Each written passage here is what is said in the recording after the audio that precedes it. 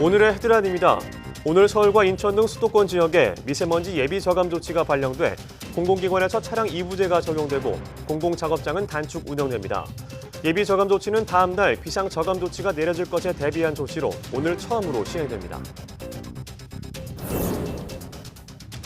국내 고질이 모발 형성에 핵심적인 역할을 하는 세포를 대량으로 배양하는 데 성공했습니다. 실제 환자를 대상으로 한 임상시험을 앞두고 있어 탈모 치료에 새 길이 열릴 전망입니다.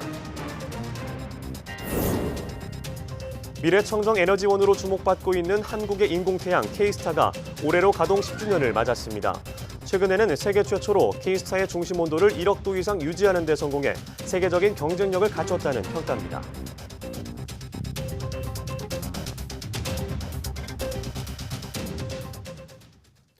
여러분 안녕하십니까? 2월 20일 수요일 사이언스 투데이입니다. 오늘 수도권 3개 시도에 고농도 미세먼지 예비 저감 조치가 시행됐습니다. 환경부는 어제 오후 5시를 기준으로 발령 기준이 충족돼 오늘 오전 6시부터 오후 9시까지 서울과 인천 전 지역, 연천, 가평, 양평군을 제외한 경기도 지역에 고농도 미세먼지 예비 저감 조치를 시행한다고 밝혔습니다. 이번 예비 저감 조치는 지난해 11월 수도권에 도입된 이후 처음 발령되는 것으로 내일 비상 저감 조치가 발령될 가능성이 높아 하루 전인 오늘부터 공공부문이 선제적으로 미세먼지를 감축하는 것입니다. 이에 따라 수도권 3개 시도의 행정기관과 공공기관 소속 임직원은 차량 이부제가 의무적으로 적용돼 차량 번호 끝자리가 짝수인 차량만 운행할 수 있습니다. 또 행정기관, 공공기관이 운영하는 대기배출 사업장은 단축 운영을 하거나 운영을 조정하고 건설 공사장은 공사시간 단축, 노후기계 이용 자제, 살수 차량 운행 등의 조치를 시행합니다. 예비 저감 조치는 당일 오후 5시를 기준으로 앞으로 이틀 연속 초미세먼지 농도가 1세제곱미터에 50 마이크로그램을 넘을 것으로 예보될 때 발령됩니다. 유럽연합 EU의 28개 회원국을 대표하는 EU 이사회와 유럽의회는 버스와 대형 트럭의 온실가스 CO2 배출량을 오는 2030년까지 30% 줄이기로 잠정 합의했습니다. 이에 따라 EU 회원국들은 먼저 2025년까지 버스와 대형 트럭의 CO2 배출을 올해를 기준으로 15% 감축하고 오는 2030년까지 30% 감축해야 합니다. EU에서 버스와 대형 트럭에 대한 CO2 감축 목표를 설정한 것은 이번이 처음입니다. EU는 파리 기후변화협정에 따라 오는 2030년까지 CO2 배출량을 지난 1990년 수준에서 40% 감축하는 방안을 추진하고 있습니다. 앞서 EU 이사회와 유럽의회는 승용차의 경우 2030년까지 CO2 배출량을 2021년 수준의 37.5% 감축하기로 목표치를 정했습니다. 열대우림보다 140년 이하의 젊은 숲이 이산화탄소를 더 많이 흡수한다는 연구 결과가 나왔습니다. 영국 버밍엄 대학 연구팀은 컴퓨터 자료 분석과 시뮬레이션을 통해 숲의 이산화탄소 저장 능력을 연구한 결과 이같이 나타났다고 밝혔습니다. 그동안 숲은 나무 성장에 이용되는 비료 효과 때문에 주로 이산화탄소를 흡수하는 것으로 알려졌습니다. 하지만 이번 연구를 통해 비료 효과뿐 아니라 젊은 숲의 효과로 더 많은 이산화탄소를 흡수하는 것으로 나타났습니다. 이번 연구 결과는 국제학술지 미 국립과학원 회보에 실렸습니다. 요즘 탈모 고민하시는 분들에게 반가운 소식입니다. 국내 연구진이 머리카락을 자라게 하는 세포를 대량으로 배양하는 데 성공했습니다. 이 세포를 쥐에 이식하자 털이 수북이 자라났는데 사람을 상대로 한 임상시험을 앞두고 있습니다. 이혜리 기자가 보도합니다. 털이 없던 매끈한 쥐의 등이 2주 만에 털로 뒤덮였습니다. 모유두 세포, 즉 모발이 자라도록 유도하는 세포를 털이 없던 쥐 피부에 주사한 결과입니다. 모유두 세포는 모발 끝부분인 모낭에 매우 소량으로 존재합니다. 주변 혈관으로부터 영양을 공급받아 세포 활동을 함으로써 모발 형성에 핵심적인 역할을 하는 겁니다. 이 세포가 머리카락을 자라게 한다는 건 알려졌지만 워낙 양이 적어서 이를 활용하기가 쉽지 않았습니다. 그런데 국내 연구진이 이 세포를 대량으로 배양하는 데 성공했습니다. 저산소 환경, 즉 약 2에서 5%의 낮은 농도의 산소가 존재하는 환경에서 이 모유두 세포를 키웠더니 대량으로 만들어진 겁니다. 저산소 조건에서 모유두 세포를 배양하게 되면 증식도 획기적으로 증가하지만 배양한 세포를 쥐의 피부에 이식을 하였을 때 모유두 세포의 생존 능력이 획기적으로 늘어나고 탈모 환자를 치료하는 데 필요한 모유두 세포는 일반적으로 약 1,000만 개. 연구팀은 환자의 모낭에서 이 세포를 채취한 뒤 대량 배양해 간단히 두피에 주사하는 방식으로 모발을 자라나게 할 수 있다고 설명했습니다. 현재는 쥐를 대상으로 한 부작용 시험이 진행 중으로 실제 환자를 대상으로 한 시험은 내년쯤 이뤄질 전망입니다. YTN 사이언스 이혜리입니다. 세포 내 생체 물질에 특정 색상을 띠게 하는 기술이 개발됐습니다. 대구 경북과학기술원 장재은 교수팀은 단백질과 같은 생체 물질을 특수 제작한 나노구조체 위에 올려놓으면 물질마다 고유의 다른 색을 나타내게 하는 기술을 개발했다고 밝혔습니다. 생체 물질은 무색 투명해 그동안 생체 물질의 특정 색상을 나타내게 하는 표지 물질을 붙여 관찰했는데 이렇게 하면 생체 물질의 특성을 변화시키는 등의 단점이 있었습니다. 연구팀은 이 기술을 적용해 생체 물질을 실시간으로 검출할 수 있는 바이오 센서도 개발했다며 앞으로 질병의 발병 원인 분석이나 신약 개발 등에 활용될 것으로 기대했습니다. 이번 연구 결과는 국제학술지 바이오 센서 앤드 바이오 일렉트로닉스에 실렸습니다. 미래 청정 에너지원인 핵융합 분야에서 우리의 기술력이 주목받고 있습니다. 한국의 인공태양으로 불리는 K-스타가 올해로 가동 10주년을 맞았는데요. 초전도 핵융합 연구장치 가운데 세계 최초로 플라즈마 온도 1억도 달성에 성공했습니다. 이정우 기자입니다. 우주의 99.9%를 차지하고 있는 플라즈마. 원자핵과 전자가 떨어져 자유롭게 움직이는 제4의 물질로 핵융합장치 상용화를 위해서는 플라즈마를 연속해 운전하는 게 핵심 과제입니다. 국내 연구진이 플라즈마를 자기장으로 가두는 도넛 모양의 초전도 핵융합 실험 장치인 K-스타의 중심 온도를 1억도 이상으로 1.5초 유지하는 데 성공했습니다. 1억도라는 것이 어떻게 보면 핵융합이 많이 되냐 안 되냐를 판가름하는 중요한 척도이기 때문에 중요한 운전 시나리오를 확보했다 이렇게 보시면 되겠습니다. 이번 성과는 향후 실제 핵융합 장치에 적용할 차세대 플라즈마 운전 방식을 통해 구현돼 의미가 큽니다. 연구진은 올해 중성자 빔 가열 장치를 K-스타에 추가로 도입해 1억도 이상 초고온 플라즈마를 10초 이상 안정적으로 유지하는 것을 목표로 세웠습니다.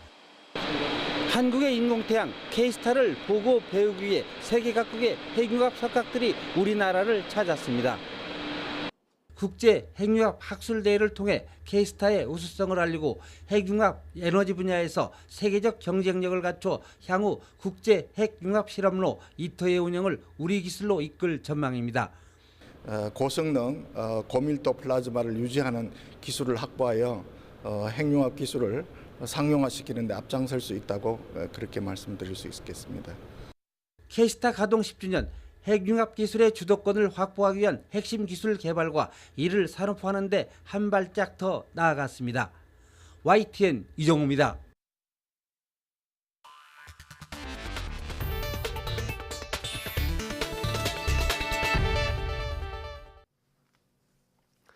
홍남기 경제부총리 겸 기획재정부 장관이 다음 달 세계 최초로 5G 이동통신 서비스가 개시되면 국민 삶의 질 향상에 기여할 것으로 전망했습니다. 홍 부총리는 오늘 정부 서울청사에서 주재한 혁신성장 전략회의 모두 발언에서 5G 활성화를 위한 전략적 추진 계획을 공개하면서 이같이 말했습니다. 홍 부총리는 그동안 정부가 5G 주파수를 조기에 할당하고 망구축비에 새 공제를 신설하는 등 기반 조성에 힘쓴 결과 올해 통신 3사에서 모두 3조 원 이상의 투자가 예상된다고 밝혔습니다.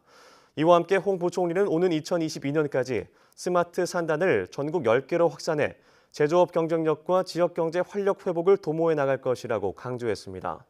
홍 부총리는 탄력 근로제 단위 기간이 최대 6개월로 확대된 데 대해서는 근로자의 건강권과 임금 보전 방안이 조화를 이루는 합의가 이루어졌다며 사회적 대타협의 시금석이 됐다고 평가했습니다.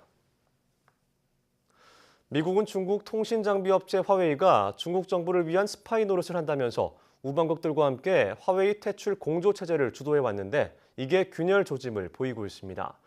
영국에 이어 뉴질랜드가 화웨이 퇴출이나 배제가 불필요하다는 결론을 내린 것으로 알려진 가운데 독일도 화웨이의 5G 사업 참여를 허용할 것으로 전해졌습니다. 황보선 기자가 보도합니다. 화웨이가 해외에 파는 통신 장비에 기밀 정보를 빼돌릴 수 있는 백도어 장치를 심어놓았다. 미국 정부는 이런 의혹을 내세우며 화웨이의 5G 사업을 막는데 파이브 아이즈 회원국들의 동참을 독려해왔습니다. 파이브 아이즈는 미국, 영국, 호주, 뉴질랜드, 캐나다가 참여한 기밀 공유 기구입니다.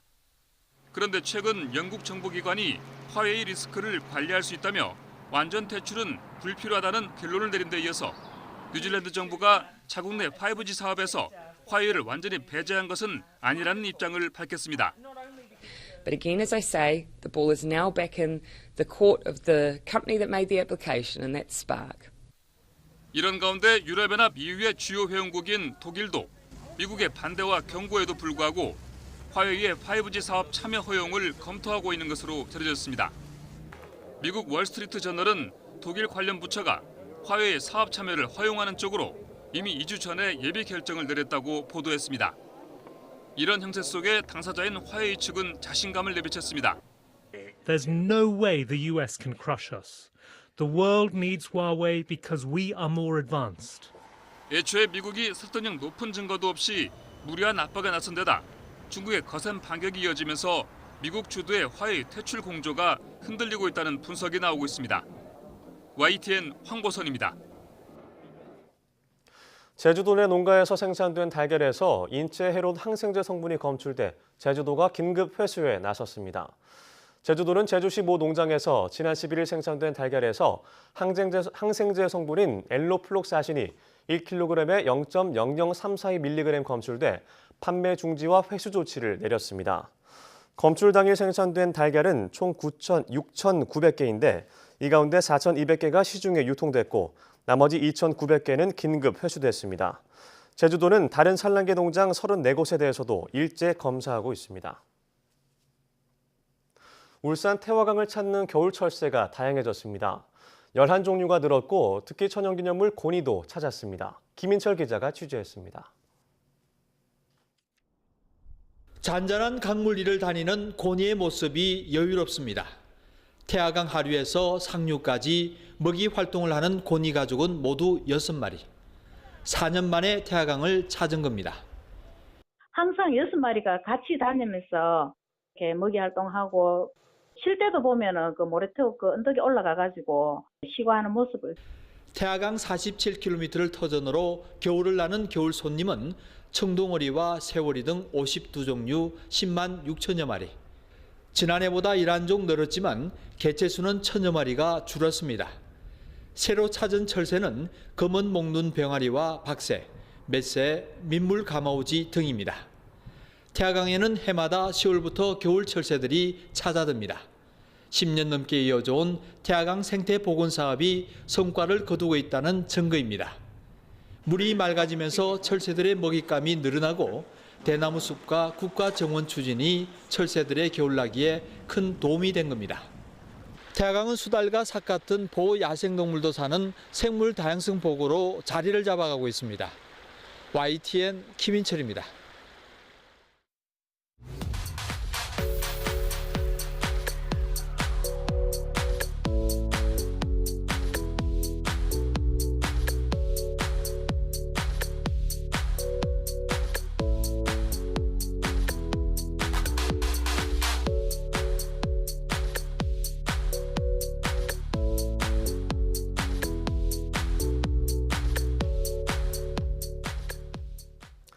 사촌이 땅을 사면 배가 아프다라는 속담이 있듯이 남의 행복에 불행을 느낄 때가 있는가 하면 자신이 남보다 더 나은 상황이 있다고 생각할 때 즐거움을 느끼기도 하는데요.